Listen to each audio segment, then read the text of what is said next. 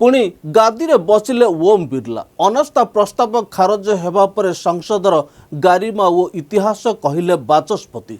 नमस्कार दर्शक बंधु, जीटीवी भारत ओडिया न्यूज चैनल को आपण मानकु स्वागत करुच्ची मु रामदास। चैनल को सब्सक्राइब कर नथिले सब्सक्राइब करंतु, खबरटी को शेष जाय देखंतु, आवश्यक स्थले कमेंट करी सचेतन करंतु। आज लोकसभा बाचस्पति ओम बिरलांक विरुद्ध रे बसीथिबा अनास्था प्रस्ताव उपरे होइतिबा भोटिंग रो संपूर्ण विवरणी निम्न दियागला।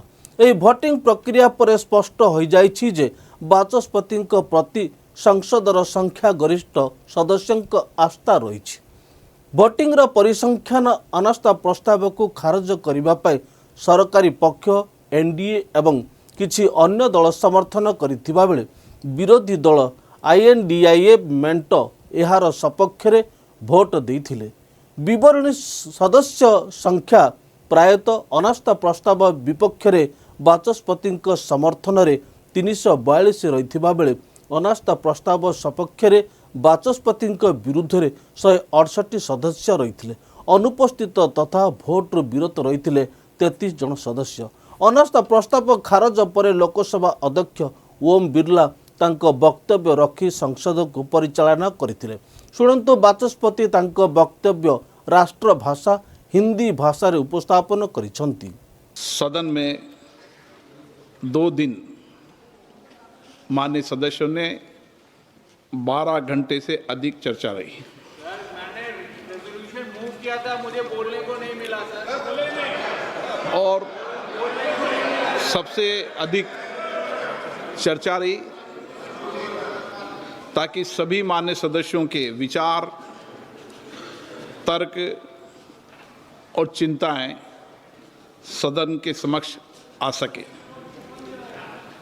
प्रतिपक्ष के मान्य सदस्यों ने विपक्ष की आवाज़ दबाने और निष्पक्षता के अभाव की बात कही। मान्य सदस्यों ने आसन की निष्पक्षता, सदन की कार्यकुशलता एवं भारत की संसद की वैश्विक उपलब्धियों की बात की। वहीं मान्य सदस्यों ने हमारे संसदीय लोकतंत्र की व्याख्या की एवं सदन की गरिमापूर्ण परंपराओं, नियमों और प्रक्रियाओं पर अपना दृष्टिकोण रखा। माननीय सदस्यगण, ये सदन भारत के 140 करोड़ नागरिकों की संप्रभु इच्छा का प्रतिनिधित्व करता है। यहाँ उपस्थित प्रत्येक सदस्य लाखों नागरिकों के जनादेश को लेकर आते हैं और हर माननीय सदस्य नागरिकों की समस्याओं, अभावों, कठिनाइयों को दूर करने तथा उनकी अपेक्षाएं, आकांक्षाओं, उम्मीदों को पूर्ण करने की आशा भी साथ लेकर आता है। मैंने हमेशा यह प्रयास किया कि सदन के अंदर प्रत्येक माननीय सदस्य नियमों और प्रक्रियाओं के तहत विषय मुद्दों पर अपने विचार व्यक्त करें। सभी माननीय सदस्यों को इसके लिए पर्याप्त अवसर भी देने का मैंने प्रयास किया। ये सदन समाज के अंतिम व्यक्ति में खड़े हर व्यक्ति की आवाज़ बने, ऐसा मैंने प्रयास किया। मैंने निरंतर प्रयास किया कि मैं उन माननीय सदस्यों को सदन की कार्रवाई में हिस्सा लेने के लिए प्रेरित करूं, जो या तो संकोच करते हैं या नहीं बोलते हैं। मैंने दोनों कार्यकाल में समय समय पर जो भी माननीय सदस्यों ने विचार नहीं किया, मैंने चैम्बर में बुलाकर उनको आग्रहपूर्वक किया कि वह सदन में अपनी बात रखें, अपनी क्षेत्र की आवाज़ को रखें, क्योंकि सदन में बोलने से लोकतंत्र का संकल्प मजबूत होता है, सरकार की जवाबदेही भी तय होती है। ये सदन विचारों का, चर्चा का जीवंत मंच रहा है। हमारे संसदीय लोकतंत्र में सहमति असहमति की महान परंपरा हमेशा से रही है।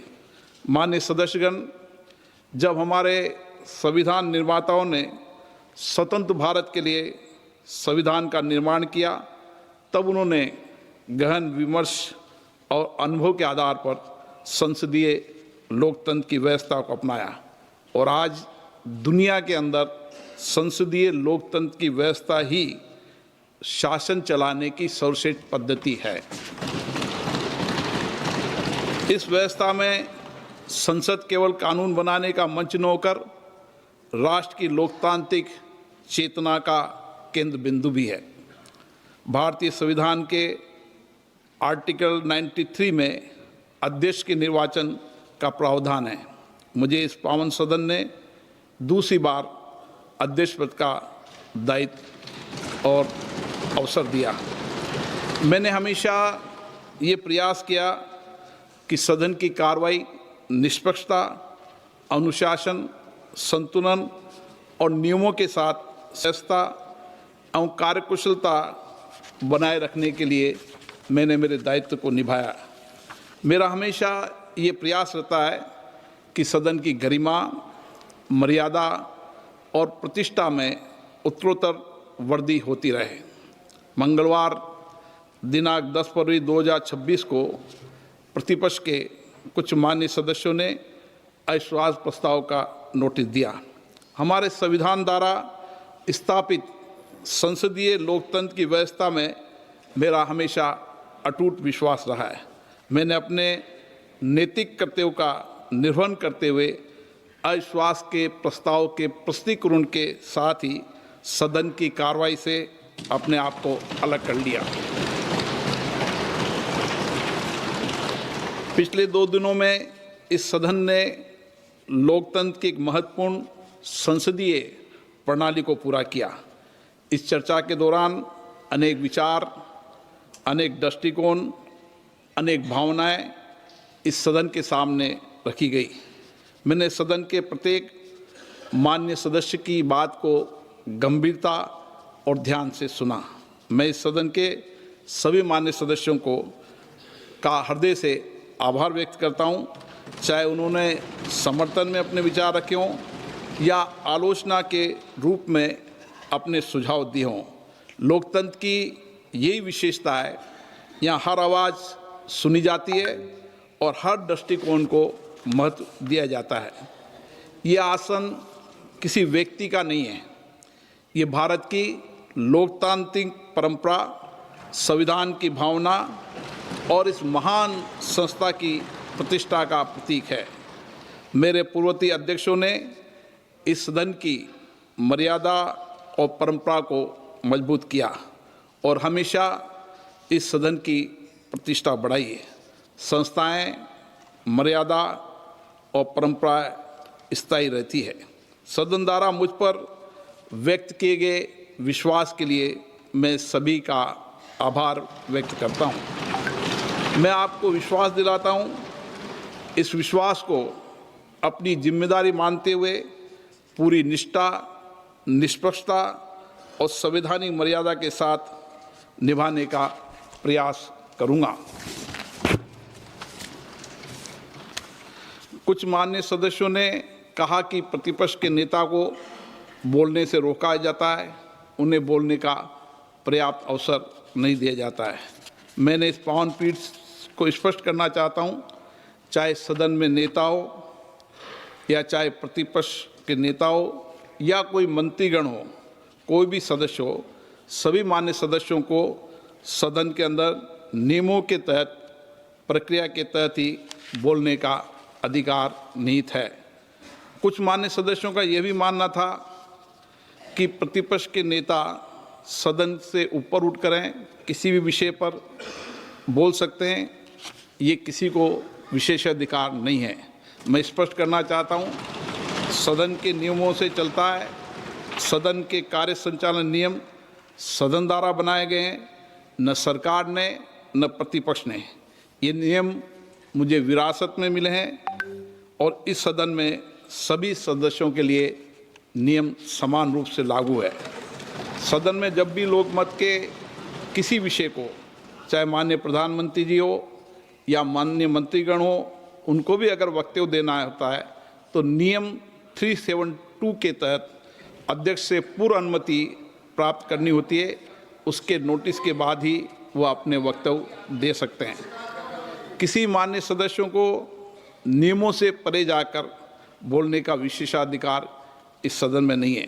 हमारे देश में लोकतांत्रिक संस्थाओं की गरिमा, मर्यादा और इसके नियमों का सम्मान की एक समृद्ध परंपरा रही है। मैं आपके समक्ष इस सदन के कुछ माननीय पूर्व अध्यक्षों का निर्णय भी उल्लेख करना चाहता हूँ।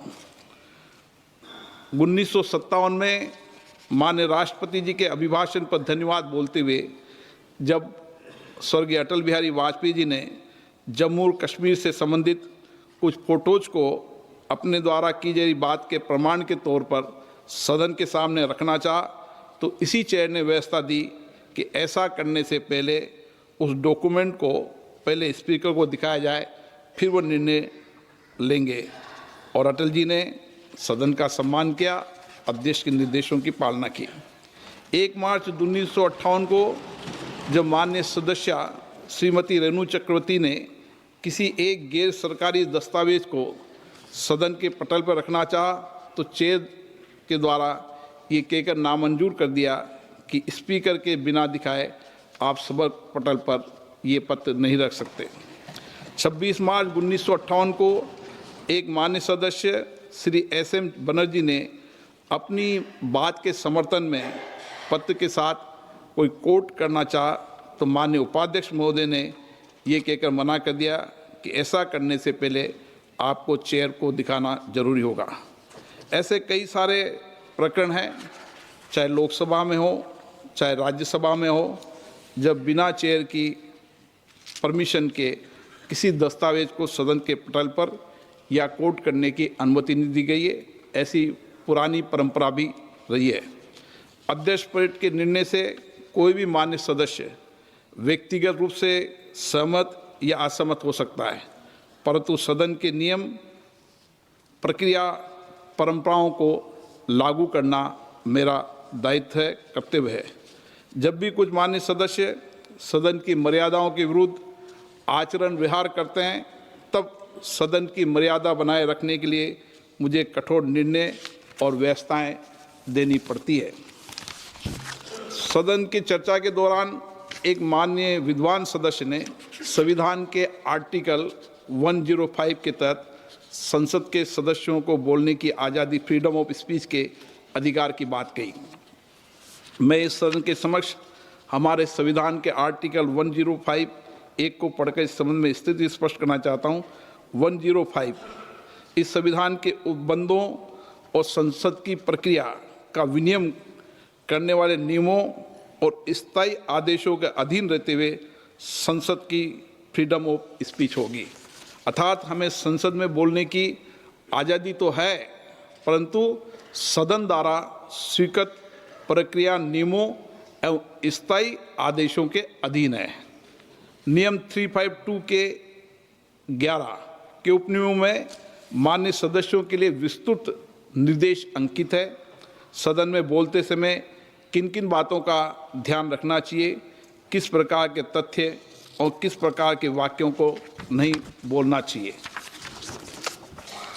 चर्चा के दौरान अध्यक्ष पीठ के द्वारा प्रतिपक्ष के कुछ सदस्यों ने माइक बंद करने का विषय भी उठाया। इस बारे में मैं पहले भी स्पष्ट कर चुका हूँ। आसन के पास कभी भी माइक ऑफ या ऑन करने का बटन नहीं होता है। प्रतिपक्ष के मान्य सदस्य भी आप पीछे शैलजा से पूछ लो, प्रतिपक्ष के मान्य सदस्य भी इस पीठासीन अधिकारी के रूप में जब वो कार्य करते हैं तो उनको भी ये भली भांति पता है। सदन में ये व्यवस्था है, जिस मान्य सदस्य को बोलने की अनुमति दी जाती है वही मान्य सदस्य उसका ही माइक ऑन होता है। चर्चा के दौरान महिला सदस्यों के सम्मान को लेकर भी विचार व्यक्त किए। मेरे मन में हमेशा हमारी माननीय महिला सदस्यों के प्रति सर्वोच्च सम्मान रहा है। मेरा हमेशा ये प्रयास रहा है हर माननीय महिला सदस्य को सदन में बोलने का पर्याप्त अवसर दें और पर्याप्त समय दें। और प्राथमिकता के आधार पर भी मैंने हमेशा महिला सदस्यों को बोलने में प्राथमिकता दी है। मुझे इस बात का गर्व है कि मेरे अध्यक्षीय कार्यकाल में सबसे ज़्यादा महिला सदस्यों ने और सभी महिला सदस्यों ने अपने विचार रखे हैं। परंतु जिस प्रकार से प्रतिपक्ष की कुछ माननीय सदस्य वेल क्रॉस कर ट्रेजरी बेंच की तरफ जाकर नारेबाजी कर रही थी, बैनर दिखा रही थी, उससे निश्चित रूप से अप्रत्याशित स्थिति बन सकती थी और इस अप्रत्याशित स्थिति की संभावनाओं को टालने एवं व्यवस्था बनाए रखने की जिम्मेदारी मेरी थी। इसीलिए मैंने सदन के नेता को सदन में बोलने का नहीं आने का आग्रह किया। ऐसी प्रतिकूल स्थिति में सदन की व्यवस्था और प्रतिष्ठा बनाने के लिए जो उचित था वह मैंने किया। माननीय सदस्यों से ये भी कहा गया कि प्रतिपक्ष के माननीय सदस्यों को पर्याप्त अवसर नहीं मिलता। 17वीं 18वीं लोकसभा के संसदीय कार्रवाई के आधिकारिक आंकड़े उजागर करते हैं कि संख्या बल पर देखा जाए तो भी प्रतिपक्ष के माननीय सदस्यों को राष्ट्रपति अभिभाषण पर, धन्यवाद प्रस्ताव पर, बजट पर, महत्वपूर्ण विधेयकों पर, विशेष चर्चाओं पर, प्रश्नकाल और शून्यकाल के दौरान आवंटित समय से अधिक बोलने का अवसर मिला है। ये तथ्य 2 दिनों की चर्चा में कई बार सदन की पटल पर आ चुके हैं। मेरी तो हमेशा कोशिश रहती है, चाहे देर रात तक मुझे बैठना पड़े, और मैं जब सदन में सुबह आता हूँ, सदन के अंतिम सदस्य के रूप में सदन से जब ही जाता हूँ जब सब माननीय सदस्यों को मौका मिले। और मैं हमेशा ही प्रयास करता हूँ कि चाहे एक माननीय सदस्य अकेला हो या उसके दल का एक सदस्य हो, उसको भी पर्याप्त अवसर, पर्याप्त मौका मिले। और मुझे खुशी है, जो भी सदस्य बोलना चाहता था सबको मैंने 1 वर्ष के अंदर ही सबको बोलने का अवसर दिया। बुलाकर कहा कि आप बोले, कोई भी ऐसा माननीय सदस्य है जो बोलना चाहता हो और मैंने अवसर नहीं दिया, ऐसा कोई उदाहरण सदन के पटल पर नहीं रख सकता। कुछ माननीय सदस्यों ने निलंबन का विषय उठाया, अभी भी उठाया। मेरा हमेशा प्रयास रहा है कि मैं किसी सदस्य का निलंबन नहीं करूं। मेरा दल से ऊपर उठकर भी मेरे सभी सदस्यों से व्यक्तिगत संबंध आज भी है और पुराने कार्यकाल से व्यक्तिगत संबंध रहे, लेकिन सदन की व्यवस्था बनाए रखने की जिम्मेदारी भी मेरी है। और इसीलिए जब मैं इस तरीके का कठोर या सदन इस तरह के कठोर निर्णय करता है तो निश्चित रूप से मेरा मन दुखी होता है। परंतु हमें विचार करना होगा, ऐसी स्थिति क्यों उत्पन्न हुई, इस सदन में निलंबन जैसे कठोर निर्णय क्यों लेने पड़े। मेरा हमेशा जब भी मैं आता हूँ सदन में कोशिश करता हूँ कि सदन की मर्यादा बनी रहे, प्रतिष्ठा बनी रहे, और मैं आग्रह भी करता हूँ। और जब भी सदन में चाहे प्रश्नकाल हो या नियोजित तरीके से गतिरोध पैदा करना हो, जब भी मैं आग्रहपूर्वक कहता हूँ कि सदन में बैठे चर्चा करें, लेकिन जब सदन के सदस्य नहीं मानते तो सदन स्थगित करना पड़ता है। माननीय सदस्यगण, वर्ष 1997 में भी आज़ादी के जब 50 वर्ष हुए थे, उस समय भी सदन की मर्यादाओं, गरिमा पर चर्चा हुई। 2001 में भी इसी तरीके से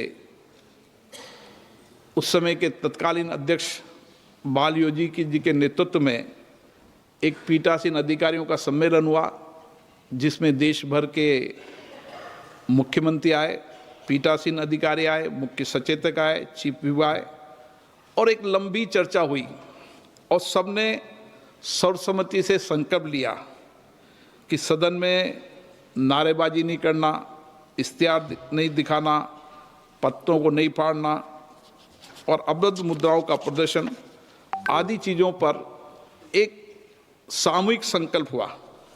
और उस समय के तत्कालीन सरकार, अटल जी माननीय प्रधानमंत्री थे, प्रतिपक्ष के नेता माननीय सोनिया गांधी जी थी। उन्होंने तो यहाँ तक कहा कि व्यवधान कम से कम करने के लिए सदन के बीचों बीच बेल पे आने पर पूर्णतः रोक लगानी चाहिए। इस मूल नियम के उल्लंघन पर स्वतः ही कड़ी अनुशासनात्मक कार्रवाई की जानी चाहिए। उन्होंने ये भी कहा कि वह दृढ़ता से ये महसूस करती है कि राष्ट्रपति के अभिभाषण के समय किसी प्रकार के व्यवधान की अनुमति नहीं दी जानी चाहिए। ऐसा स्पीकर सम्मेलन में भी, जहाँ सभी दलों की सरकार होती है, वहाँ भी हम ये कोशिश करते हैं कि सदनों की मर्यादा प्रतिष्ठा बनी रहे। हम उच्च सदन हैं, हम जितनी मर्यादा परंपराएं बनाए रखेंगे, नीचे पंचायत स्तर तक लोकतांत्रिक संस्थाओं में उतनी मर्यादा बनी रहेगी, उतनी चर्चा अच्छी होगी, संवाद होगा, उससे ही परिणाम निकलेंगे। और इसीलिए मतभेद हो सकते हैं, अलग अलग दल, अलग अलग विचारधारों से हम आते हैं, मतभेद भी हो सकते हैं, सहमति असहमति भी होती है, लेकिन लोकतंत्र में व्यवस्था बनाने की जिम्मेदारी हमारी है। हमें अच्छा नहीं लगता कि मैं बार बार कहूँ कि तख्तियाँ, नारे लगाना, कागज़ फाड़ना, मेजों पे चढ़ना, ये संसदीय लोकतंत्र की परंपरा नहीं है। आप अगर उसको भी उचित मानते हैं तो आपकी विचारधारा हो सकती है, लेकिन सदन और देश इस मत से सहमत नहीं है। मेरा तो मानना है कि हमें सदन में अच्छी परंपराओं और परिपाटियों और सदन की मर्यादा को बनाने का प्रयास हमेशा करना चाहिए, क्योंकि इस सदन का सब देश देखता है और सदन के अंदर लोगों का विश्वास हो, भरोसा रहे।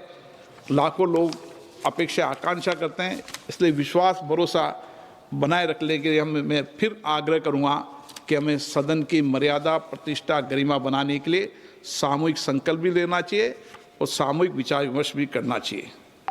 पिछले 2 दिनों की चर्चा में कई मान्य सदस्यों द्वारा संसद में 22 भाषाओं में अनुवाद, डिजिटल टेक्नोलॉजी के उपयोग, research support, capacity building, P20, CSPO के सफल आयोजन जैसे फ्रेंडशिप ग्रुप जैसे विषयों की उपलब्धि की बात की। ये मेरी उपलब्धि नहीं है, ये सदन की उपलब्धि है और सामूहिक प्रयासों की उपलब्धि है। और जब भी मैं दुनिया के जितने भी देशों में जाता हूँ, वहाँ के राष्ट्रमंडल के अध्यक्षों से भी मिलता हूँ, तो मुझे गर्व होता है भारत के लोकतंत्र पर, भारत के संविधान पर। और ये मैंने अभी CSPO के सम्मेलन में भी देखा और कई बार मैंने इसको महसूस भी किया। और इसीलिए विश्व भर में भारत की लोकतंत्र की प्रतिष्ठा बने, ये हमें प्रयास करना चाहिए। और मैं ये भी बता दूं कि 125 से ज़्यादा लोकतांत्रिक देश यहाँ पर हमारी प्राइड संस्था जो प्रशिक्षण देती है, वो हमारी लोकतांत्रिक प्रक्रियाओं, परंपराओं, हमारी समितियों के सिस्टम को देखने आती है और प्रशिक्षण प्राप्त करती है। माननीय सदस्यगण, सदन के संचालन हेतु सदन द्वारा बनाए गए नियमों की पालना करना हम सभी सदस्यों का व्यक्तिगत और सामूहिक जिम्मेदारी है, परंतु कुछ माननीय सदस्य नियमों की अवहेलना करते हैं, सदन के संचालन में व्यवधान करते हैं। ऐसे सदस्यों को समय समय पर मुझे मार्गदर्शन भी देना पड़ता है, उन्हें चेतावनी भी देनी पड़ती है, क्योंकि ये मेरे स्पीकर का दायित्व है। नियम 378 भी स्पष्ट करता है, अध्यक्ष द्वारा व्यवस्थाएं बनाए रखी जाए और अपने निर्णयों के प्रयोजन के लिए जो शक्तियां मुझे मिली है उसमें सदन की मर्यादा में बनाए रखने की कोशिश करता हूं। लोकतंत्र की संस्थाएं स्थायी होती है, मजबूत संस्थाएं एक मजबूत लोकतंत्र का निर्माण करती है। यदि हम स्वयं इस संस्थाओं की प्रतिष्ठा को कम करेंगे तो इससे किसी व्यक्ति अथवा दल को नहीं, पूरे राष्ट्र को क्षति होगी। संवैधानिक संस्थाओं का सम्मान करना केवल औपचारिकता नहीं है, ये लोकतंत्र की स्थिरता का आधार है। माननीय सदस्यगण, जब जब भी सदन में शोर होता है, नियोजित व्यवधान होता है, जब जनता के मन में निराशा पैदा होती है, मैं आपसे विनम्रतापूर्ण आग्रह करना कि भारत के जनमानस में सदन के प्रति विश्वास और भरोसा बनाए रखने के लिए हम सबको सहयोग करना चाहिए। हमारा महान संविधान, हमारे नियम, हमारी परंपराएं हमें विरासत में मिली है। जहां मुझे इस महान विरासत पर गर्व है, वहीं मेरा संकल्प भी है कि इसमें महान विरासत को हमेशा आगे बढ़ाऊं। कभी भी सदन की मर्यादा में कमी नहीं आने दूं। मैं सदन में पक्ष प्रतिपक्ष सभी मान्य सदस्यों को जब संरक्षक के रूप में देखता हूं, तो चाहे कितनी भी प्रतिकूल परिस्थिति हो, कोई मान्य सदस्य मेरे मत से सहमत हो असहमत हो, मेरे खिलाफ कुछ वक्तव्य भी दे, लेकिन मेरा हमेशा प्रयास रहेगा, मैं इस संकल्प के लिए अटक हूँ कि सदन की मर्यादा और प्रतिष्ठा को बनाए रखने के लिए मैं कटिबद्ध हूँ। ये सदन हमेशा नियम प्रक्रियाओं से चला है और भविष्य में भी ये सदन नियम प्रक्रिया से ही चलेगा, चाहे कोई सहमत हो या असहमत हो। माननीय सदस्य, प्रशंसा हो या आलोचना, इस सब के बीच मेरा एक ही संकल्प है, सदन की मर्यादा और नियमों की रक्षा करना। हम केवल संविधान के शब्दों का ही नहीं, बल्कि संवैधानिक नैतिकता यानी कॉन्स्टिट्यूशनल मोरालिटी का भी पालन करें। आइए हम सब मिलकर नए सकारात्मक रचनात्मक अध्याय की शुरुआत करें। राष्ट्र के निर्माण में, राष्ट्र की सेवा में अपना योगदान करें, इस सदन को आगे चलाएं। और मैं तो ये भी कहता हूं कि जो 2 दिन सदन की इस विशेष चर्चा पे हमारा समय नष्ट हुआ है, उसको हम आगे कैसे लोगों की अपेक्षाएं आकांक्षाओं को पूरा कर सकते हैं। इसलिए देर रात्रि तक बैठकर भी हमें ये 14 घंटे पूरे करने चाहिए, ताकि देश की जनता में ये भरोसा पैदा हो कि सदन हमेशा लोगों की अपेक्षाएं आकांक्षाएं, उनकी चिंता, उन कठिनाइयों पर चिंता व्यक्त करता है। मैं माननीय सदस्यों से आग्रह करता हूं कि वह सदन की मर्यादा बनाए रखने और अध्यक्ष पीठ का सहयोग करने का प्रयास करें। माननीय सदस्यगण, मुझे कई माननीय सदस्यों द्वारा कुछ विषयों पर स्थगन की सूचना प्राप्त हुई है। मैंने आज किसी भी स्थगन प्रस्ताव की सूचना तक की अनुमति नहीं दी गई। सभा पटल पर रखे जाने वाले पत्र। खबरटी को शेष जाए देखिथिबारु आपनको धन्यवाद। पुणी देखा हबो अन्य एक खबर रे। सही समय पर्यंत विदाय नोछि। नमस्कार।